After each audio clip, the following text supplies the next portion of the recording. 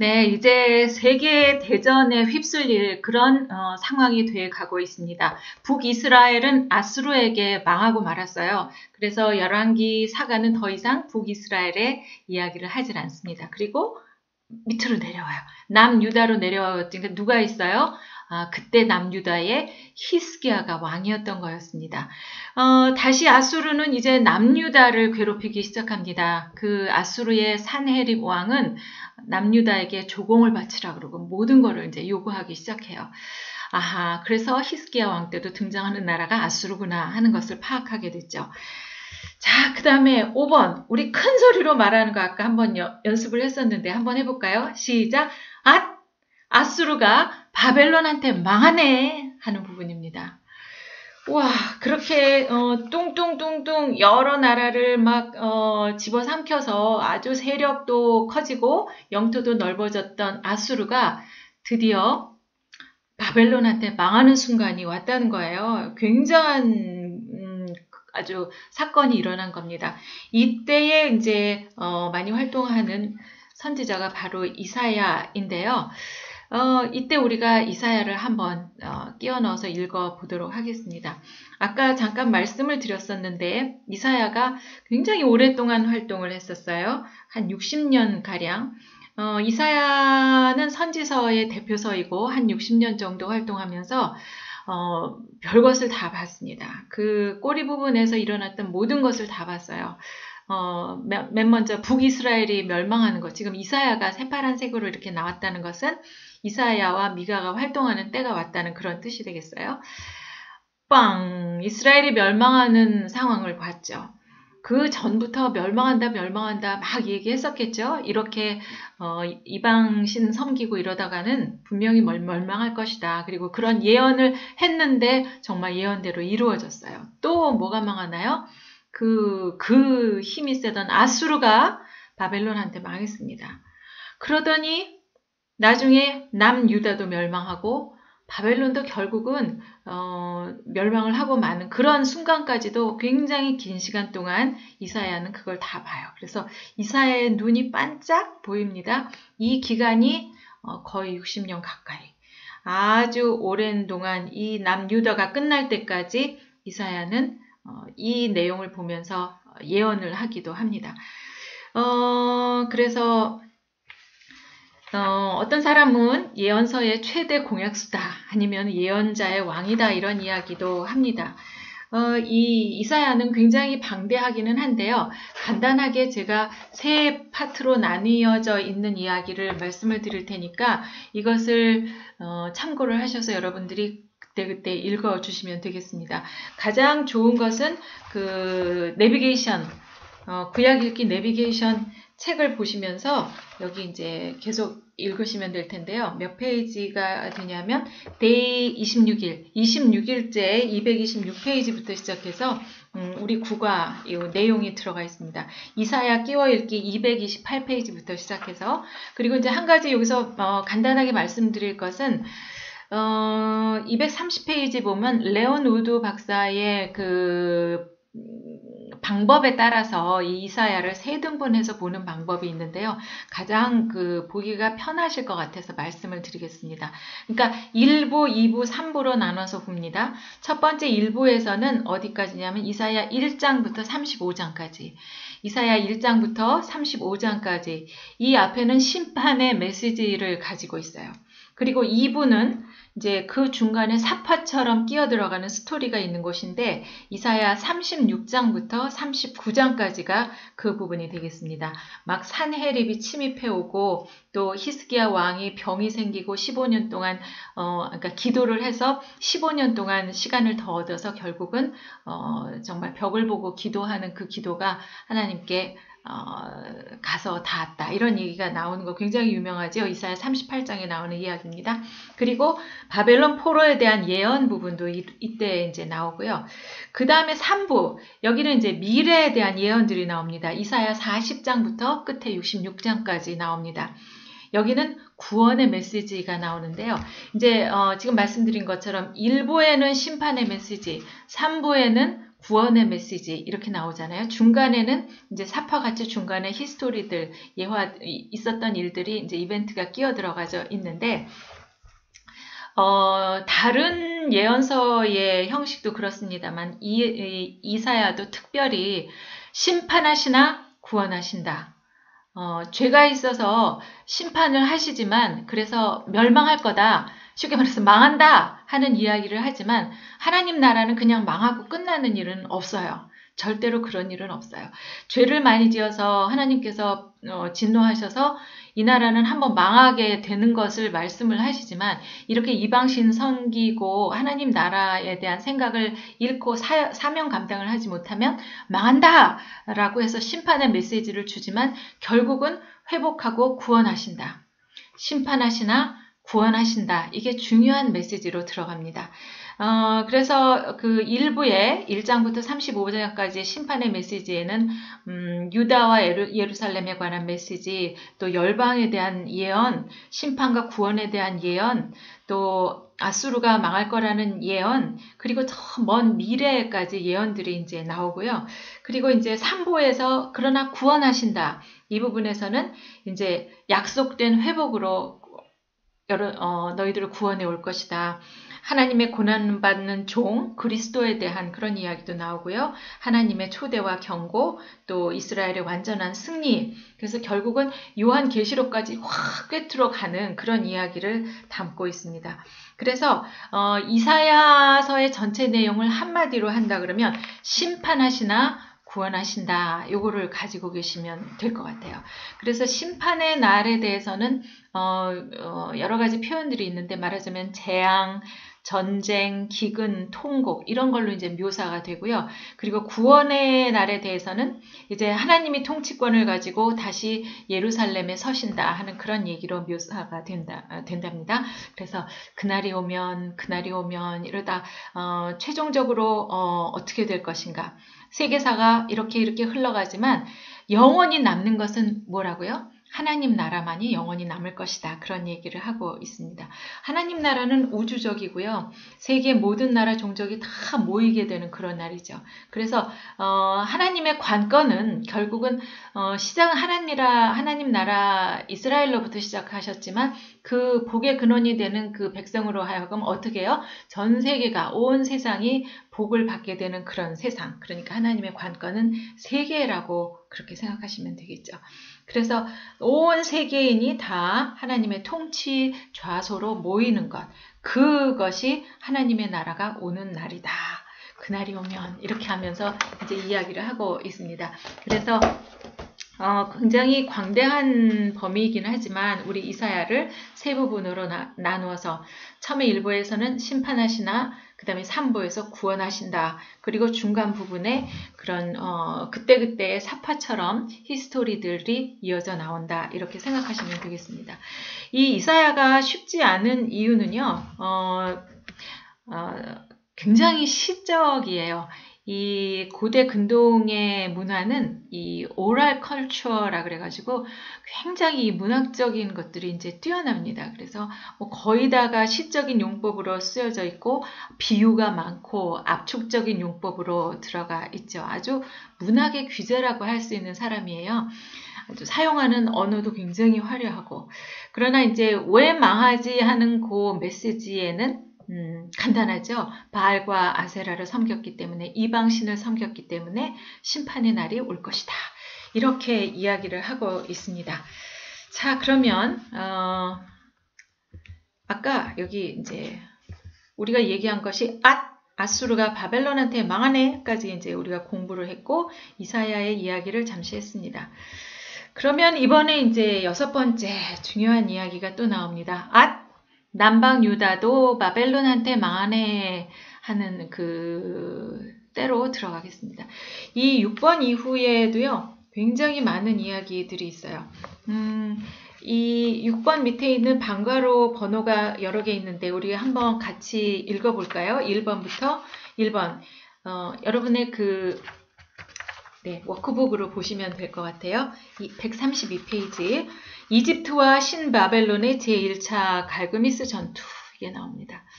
BC 609년에 이집트하고 신바벨론이 전투를 해요. 아까 무슨 얘기 드렸었죠? 남유다를 아수르가 괴롭히는 이유가 결국은 목표가 어디라고요? 이집트, 애굽이 목표였던 거였어요. 그 다음에 2번 이집트와 신바벨론의 제2차 갈그미스 전투. 예, 계속해서 갈그미스 전투가 나옵니다. 이게 어떤 전투였는지 한번 얘기를 드릴 거예요. 자, 2차 갈그미스 전투가 있었고요. 세 번째, 여호야김 왕이 바벨론을 배신함. 그 다음에 4번, 유다 멸망. 그리고 이제 5번은 꼬리 부분을 복습 한번 하고 유다 멸망 그 이후 스토리 이렇게 얘기를 하겠는데요. 그 얘기의 좀 맥을 위해서 일단 1, 2, 3, 4번 밑에다가 이렇게 큰 줄을 한번 쳐보세요. 네. 일단 1, 2, 3, 4를 얘기를 할 거고 그 다음에 5번은 따로 떼어서 거기도 얘기가 좀 굉장히 많거든요. 그래서 우선 1, 2, 3, 4 이야기만 하겠다 이렇게 말씀을 드리겠습니다. 자, 이제 전투가 나오는 이야기를 보시게 될 거예요. 자, 그리고 이어서 에레미야 애가 나오는 부분이 이제 또 이어질 거거든요. 이제부터 남유다가 멸망할 때 그때 뭐 수많은 전투가 있고 정말 내용이 너무너무 슬퍼요. 그전에도 저도 이 내용을 이렇게 보면서 그때는 어느 나라가 누구를 침범했고 그때 누가 어떤 왕이 죽고 누가 이겼나 이런 걸 먼저 생각을 했는데 이번에 여러분께 강의를 하면서 이렇게 가만히 묵상을 해보다 보니까 이렇게 멸망해 나가는 그 나라의 백성들 또 그거를 너무나 뻔히 알고 있는 예언자 앞으로 어떻게 될 거라는 것을 알고 있는 예언자의 마음이라는 것이 어떤 것일까 이런 생각이 들었어요. 오죽하면 예레미야가 이거를 쭉 보다가 정말 그걸 다 기록을 하고 예언을 기록하고 역사를 기록하고 하다가 나중에는 너무 슬퍼서 예레미야 애가까지를 그렇게 애끓게 지었나 이런 생각도 들지 않겠어요? 우선 여러분 그 전투에 앞서서 이 왕의 얘기를 조금 들어보셨으면 좋겠는데 지금부터 전투가 시작되는 왕이 요시야 왕 때부터입니다. 요시야. 여러분 혹시 일본 만화 같은 거 보셨는지 모르겠는데요. 일본 사람들은 자 한번 해보자 할 때 요시 이렇게 시작하거든요. 잘 안 외워지면 그렇게 요시야 이렇게라도 한번 외워봅시다. 16대 왕이 요시야였는데요. 거기 이제 세 아들이 있었는데 여기 보면 그 대수가 아주 조금 복잡합니다. 16대 요시야였는데 17대는 요 밑에 바로 여호아하스라는 아들이 왕위에 올라요. 근데 여기는 아주 잠깐 석 달밖에 안 있어요. 그리고 나서 18대 여기 형에게 여호야김이 왕이 됐다가 19대는 그 아들 여호야긴이 잠깐 됐다가 그 다음에는 말하자면 이제 삼촌이죠. 다시 시드기야, 요시야의 아들인 시드기야가 20대 왕이 됩니다. 그리고 남유다는 망해요. 그러니까 우리가 요거를 지금 반드시 외워야 되는데요. 5 왕의 순서를 외우십니다. 요시야, 여호아하스, 여호야김, 여호야긴, 시드기야 이렇게 외우시는데요. 1, 3, 5는 굉장히 중요한 왕이라서 큰 소리로 하셔요. 요시야 이렇게 하고 그 다음에 요거는 작게 여호아하스, 그 다음에 여호야김, 여호야긴, 시드기야 이렇게 1, 3, 5는 세게 2, 4는 아주 약하게. 왜 그러냐면 중요한 왕은 세게 말했고요. 잠깐씩 석 달 얼마 동안 이렇게 하고 금방 잡혀가고 이런 사람은 작게 했어. 다시 한번 해볼게요. 시작. 요시야, 여호아하스, 여호야김, 여호야긴, 시드기야. 네, 다시 한번요. 제가 앞으로 가면 큰 소리예요. 시작. 요시야, 여호아하스, 여호야김, 여호야긴, 시드기야. 이렇게 해서 꼭 좀 외워주시기 바라겠습니다. 자, 그러면 이제 전투의 얘기로 들어갈게요. 굉장히 복잡할 것 같은데 이제 그때 상황을 생각만 하시면 여러분이 잘 기억을 하실 것 같아요. 자, BC 609년에 1차 갈그미스 전투부터 시작하겠습니다. 갈그미스라는 지역이 지금 요쪽 이제 요거 아시죠? 갈릴리 호수에다가 요단강에다 사해 요쪽이 이제 가나안 땅인데요. 갈그미스는 요 북쪽으로 올라가서 조금 더 이제 항구 쪽에 가까운 데가 갈그미스예요.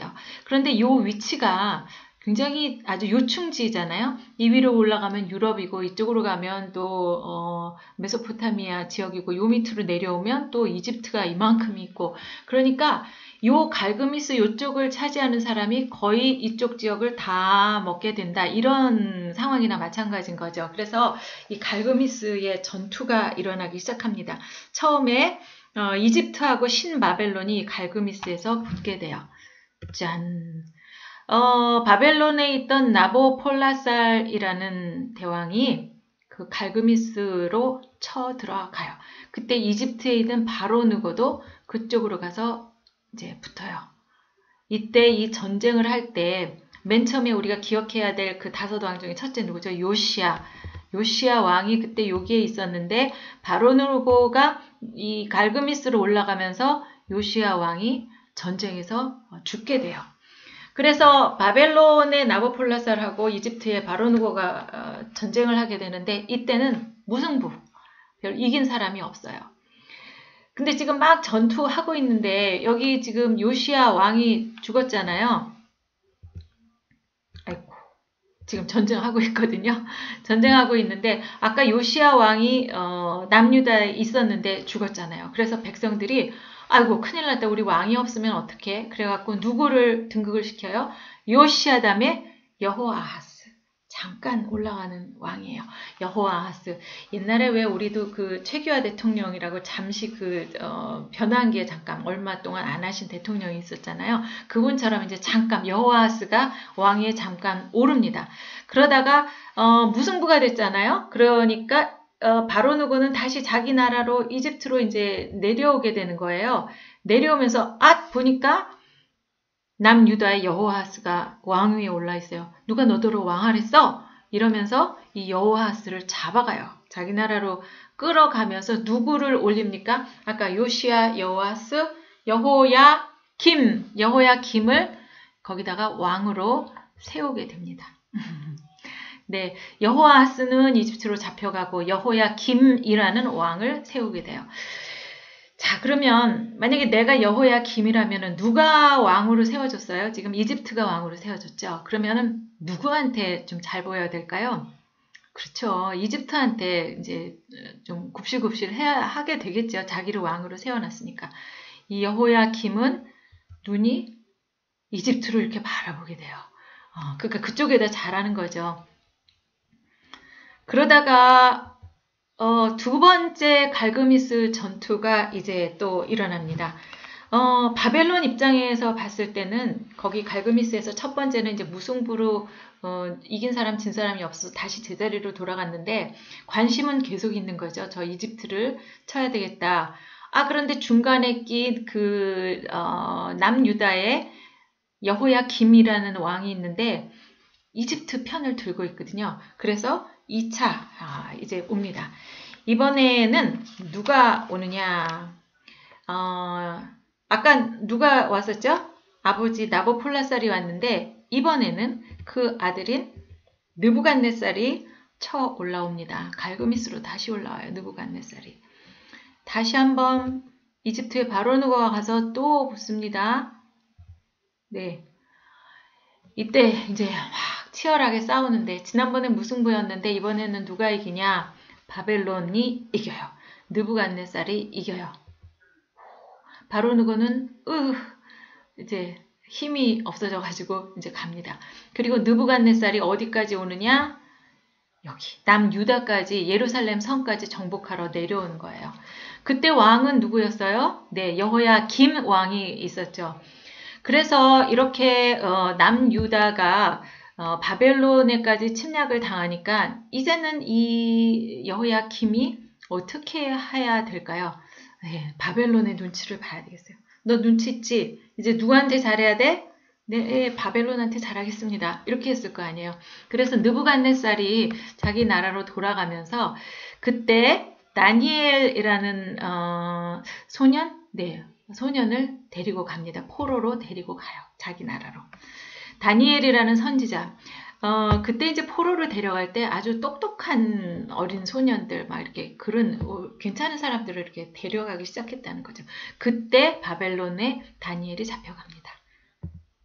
어디까지 했죠? 2차 갈그미스 전투까지 했어요. 이 2차 갈그미스 전투는 이 느부갓네살 왕이 쳐들어온 것으로서는 첫 번째잖아요. 그래서 느부갓네살의 1차 침공 이렇게 이야기를 하기도 해요. 그렇게 보니까 이따 2차, 3차도 있을 것이다 라고 예상을 할 수가 있죠. 자, 이렇게 해서 이제 두 번째 이집트하고 신바벨론의 2차 갈그미스 전투가 있었어요. 그때 이제 두 가지 생각을 해볼 수가 있는데, 여기 보세요. 다니엘이 바벨론으로 잡혀갔잖아요. 이쪽에 남유다 쪽에도 선지자가 있었어요. 그래서 우리는 이제부터 이 무대를 두 개로 하려고 합니다. 무대 A는 남유다 쪽에 그대로, 이스라엘 쪽에 그냥 있는 누구? 예레미야라는 선지자가 활동을 하고 있어요. 그리고 바벨론에는 이제 누가 활동을 하게 되냐면 다니엘 선지자가 활동을 하게 됩니다. 그러니까 이제부터 무대 A와 무대 B는 굉장히 중요한 그 맥락을 파악하기에 아주 포인트가 되는 것이에요. 그래서 어떻게 생각하면 되냐면 이제 연극 무대가 이렇게 있는데 위에서 스포트라이트를 탁 양쪽으로 비춰요. 한 무대이기는 하지만 이쪽은 바벨론의 이야기를 하고 이쪽은 예레미야가 그 남유다의 이야기를 하고 이렇게 있다 이렇게 생각하시면 되겠습니다. 그래서 이 왕은 누구 왕 때? 여호야김 왕 때 이야기고요. 그래서 무대 A에는 예레미야가 활동하고 있고 무대 B에는 누구요? 다니엘이 활동하고 있다. 그때 하박국도 등장한다. 이렇게 알고 계시면 되겠습니다. 자, 전쟁이 벌써 두 번이나 아주 치열한 전쟁이 있었어요. 그런데 이 여호야김이라는 사람이 옛날에는 누가 이 사람에게 왕위를 줬죠? 네, 이집트의 바로누가가 왕을 시켜줬잖아요. 그래서 원래 친이집트였었는데 느부갓네살이 이 예루살렘 침공을 하면서 1차 예루살렘 침공 혹은 2차 갈그미스 전투 때 이렇게 침공을 하는 바람에 바벨론 눈치도 봤다가 이집트 눈치도 봤다가 이렇게 되는 거예요. 이 사람이 이리 갔다 저리 갔다 어쩔 수가 없어요. 본인도 물론 혼자서 그럴 수도 있지만 원래 정치라는 게 그렇잖아요. 밑에 신하들이나 따르는 사람들 갖가지 정치색을 가진 그 사람들이 다 있습니다. 그 사람들이 얘기하죠. 바벨론 말을 들어야 된다. 그쪽하고 친해야 된다. 혹은 아니다. 이집트가 지금 센 나라니까 그 사람들 눈치를 봐야 된다. 막 이제 이야기를 하는데 이때의 예레미야 같은 그 선지자는 어떤 이야기를 합니까? 하나님의 말씀을 듣고 예언을 하는 거죠. 지금은 바벨론에게 항복해야 될 때다. 결국은 우리가 다 바벨론의 포로가 되어 갈 수도 있다. 그러니까 바벨론의 항복을 투항을 해야 된다. 이런 얘기를 하는데 이집트 사람, 친이집트 사람들은 그런 얘기를 하지 않았어요. 그 당시에 막 그 가짜 선지자들도 막 나타나요. 그래가지고 무슨 얘기냐. 이집트한테만 갔다가 오면 우리는 2달 만에 회복할 수 있다. 이런 얘기도 하고 너무너무 정신이 없는 그런 때인 것이죠. 자, 그래서 여호야김이 이쪽 눈치 봤다가 저쪽 눈치 봤다가 지금 이러고 있는 상황이에요. 그러다가 여호야김이 사라지는 순간이 있습니다. 이게 무슨 얘기냐면은 지금 강대국인 바벨론의 입장으로 봐서는 도대체 저기 여호야김이라는 왕을 앉혀놨는데 이게 도대체 믿을만하지가 못한 거죠. 원래부터 근본이 뿌리가 애굽에서 시켜준 왕이었었는데 이제 침공하면서 너 우리한테 잘해라고 바벨론에서 단단히 말을 해놨는데 그럴듯하게 잘하는 듯 하더니 또 이쪽 저쪽 눈치를 보다 결국은 여호야김이 바벨론을 배신하는 때까지 이제 오게 되는 거죠. 그때 예레미야는 활동하면서 그러지 말아라 얘기를 했다고 말씀드렸죠. 그러니까 결국은 이쪽 사람 얘기 듣다 저쪽 사람 얘기 듣다 결국은 여호야김은 누구 얘기를 들어요? 친이집트파 얘기를 듣고 맙니다. 그랬을 때 이 바벨론이 가만히 있질 않아요. 여기다가 파견 군대를 보냅니다. 자기가 직접 침공을 하는 것은 아니고요. 뭐 특공대 같은 걸 보내서 뭐 갈대아, 아람, 모압, 암몬 이런 그 나라의 합해져 있는 연합군 같은 그런 특공대를 보내가지고 원래 있던 여호야김을 처단을 해서 없애버리게 돼요. 네.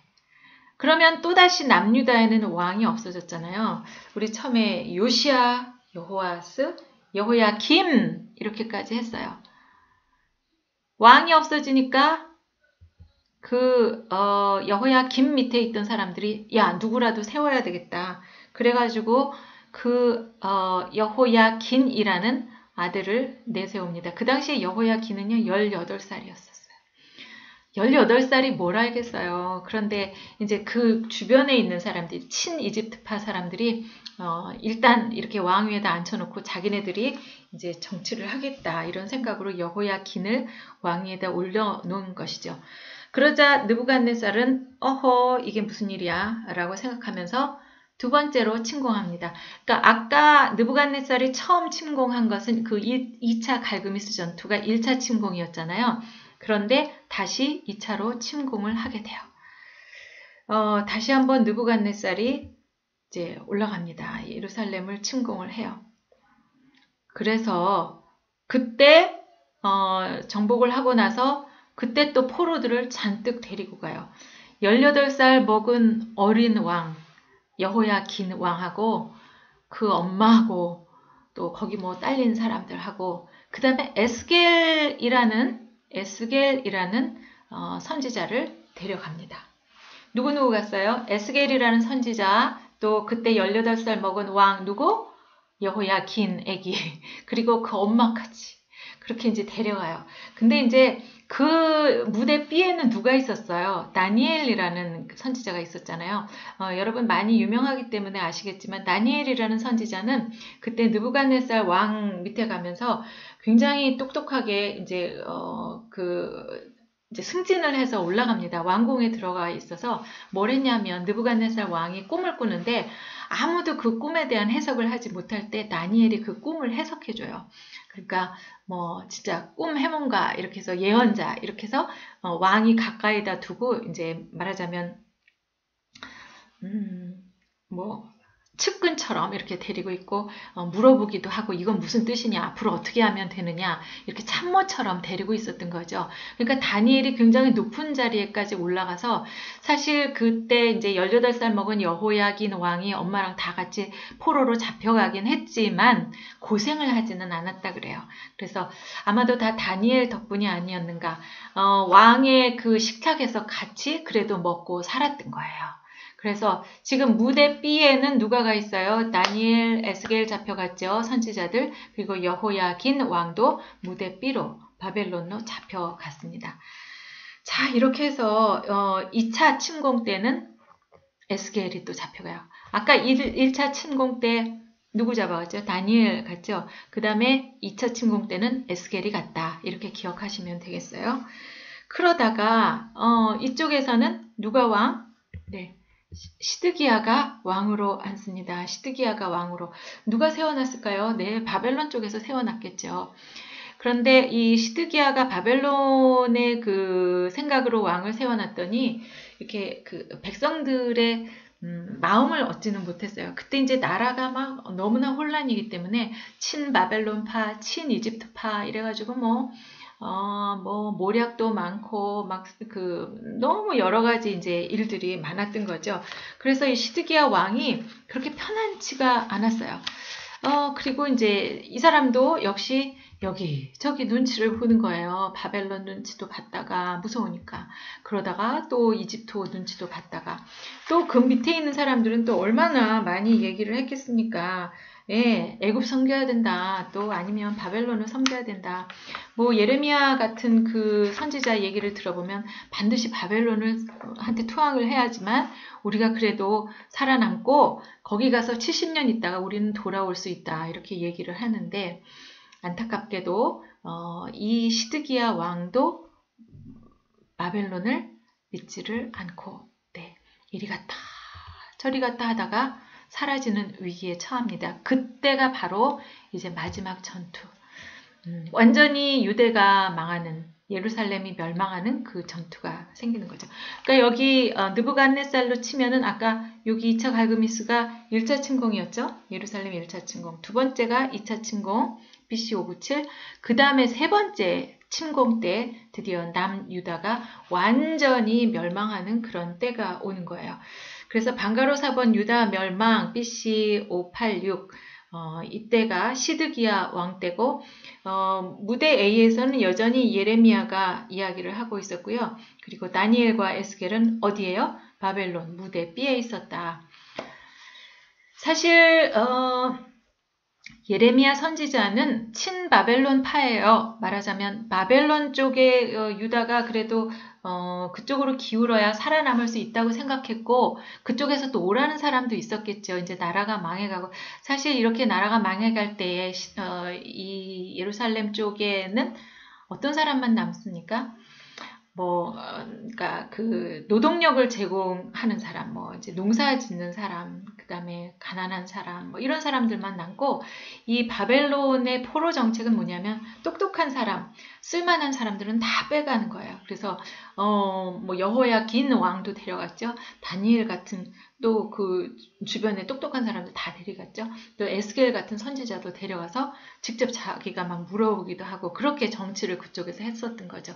그래서 이 예루살렘 쪽에는 진짜 가난하고 힘없고 정말 황폐화된 나라에 이제 그 남은 사람들만 이제 남아있는데 예레미야 입장에서는 자기도 편한 대로 갔어도 됐지만 예레미야는 그거를 원하지 않았어요. 여기 남아서 내 나라 이 조국에 망해가는 나라이지만 이미 이제는 망했죠. 망한 나라이지만 여기 남아서 이 남은 백성들을 계속 어떻게 좀 돌봐야 되겠다 이런 생각을 한 거예요. 나중에 이 예레미야와 또 여기 이제 친애굽했던 사람들이요. 이제 할 수 없다. 우리는 애굽으로 가서 살아야 된다. 이래가지고 애굽 쪽으로 가기도 합니다. 네, 이렇게 정말 슬프게도 남유다도 결국은 바벨론에게 망하고 말았다는 거예요. 아까 말씀드렸던 요시야의 가계도 기억하시죠? 하나, 둘, 셋, 넷, 다섯 왕을 이제 기억하는데 다시 한번 요시야, 여호아스, 여호야김, 여호야긴, 시드기야 이렇게 해서 여러분 잘 외우시길 바라겠습니다. 자, 이제까지 해서 이제 남방 유다도 바벨론에게 망하네 이거를 공부를 했어요. 방가로 4번까지 이제 얘기를 했고 이제 드디어 방가로 5번에 꼬리 부분을 공부를 할 때입니다.